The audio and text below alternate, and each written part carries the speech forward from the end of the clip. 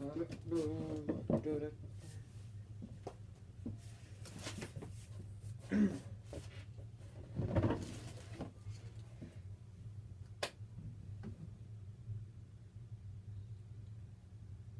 Greg. It is your favorite YouTuber, Danny Gorgonzola. Wait. I need to stop doing it. It's your least favorite YouTuber, General Moscow. Now, we're going to be going over a different rifle today. And I said rifle because it's a rifle. We're going to be going over, if I can find it, the rifle number 4, Mark I, Lee Enfield. Start out with this thing. It began with the SMLE, or as I like to call it, the Smile. British bolt-action rifle of World War I. Amazing gun. But, while it was effective, it was a pain in the A to produce, and was basically hand-built. So, the rifle number 4, Mark I, was an answer to that. It was a simplification of the design down to a more easily producible, mass-manufacturable rifle. Design on this started in 1919, but it wasn't until 1939, because of the war, that they were actually put into production. And that's when it was given the name, the rifle number 4, Mark I, Lee Enfield. Now, it fired the .303 British round, and it could carry 10 bullets in this internal box magazine. And as I said, it was made for mass production, and it differed in many ways. One of these, it had a heavier barrier, which helped accuracy. The muzzle protruded from the forestock by an amount, making it very recognizable. And the sights were moved back to above the bolt mechanism, which actually made it much more accurate because it was easier to aim. Whoa. Now,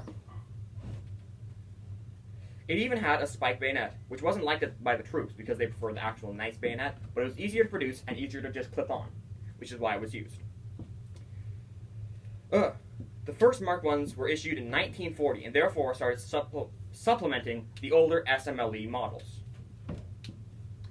Even an American version was made that differed mainly in the fact the bolt was able to be removed for cleaning, as well as other features for easing American manufacture, because of the methods America used. Excellent weapon, an effective one. It carried an oil bottle and rag in the stock. A special sniper version was made and known as the rifle number 4, Mark I T. The gun still serves, and many are used as hunting rifles nowadays. I'm sorry that broke. I did not see that coming. Next one. Rifle number 5, Mark I. We're doing 3 in this episode, because they're all except for the last one, basically just versions of number 4. Rifle number 5 is just a shortened number 4. That's literally what it is. It's because it was proven to be very large in jungle operations, which by 1943, Britain was very much involved in. Now, they shorted it, and they pretty much called it good after they cut 5 inches off. That's a huge oversimplification, but it's true. Except this made more recoil and was not very well received. But they had to admit, the troops being, that it was much better than the number 4 in jungle conditions. It was actually used into the 50s when the Britain adopted an FN model of service rifle.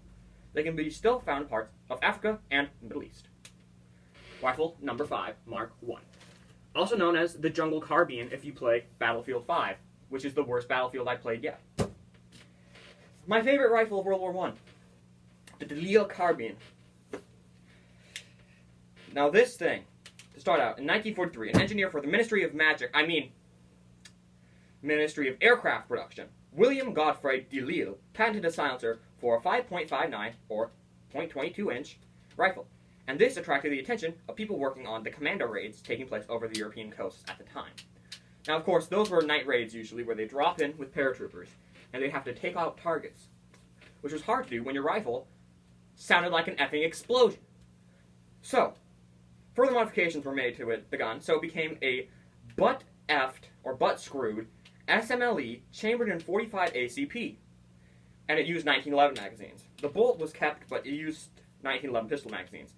This gun had low recoil, no flash, and best of all, was almost completely silent, being about as loud, just a little bit louder, than a very quiet vacuum. This thing sounding off was only 85 decibels, and the average small vacuum is about 75, while the average handgun, shooting at 45, is anywhere from 146 to about 160 decibels. However, the range was limited to 255 yards, but because they were night raids and, they were usually decently close, it was still able to pick off very important positions. And it was very successful. Very few survive today because a lot of them were destroyed because, well, it's a bred assassination weapon. And they're very little written about or talked about. And you know what? I think that the Lisle Carbine deserves a lot of attention, love, and affection.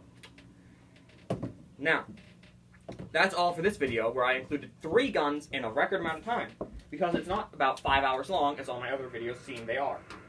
Now, I just want to make this video out to the same person I'm making them out.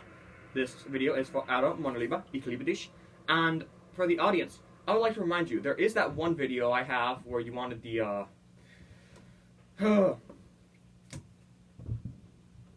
my brain just oofed. Pancore, jackhammer. And if you want that, when it gets to the point where I can make one, I will do a special video where I will show my hair. Anyways, that's all from me, your least favorite YouTuber, General Moscow. If you liked the video, hit like. If you didn't, I guess hit dislike.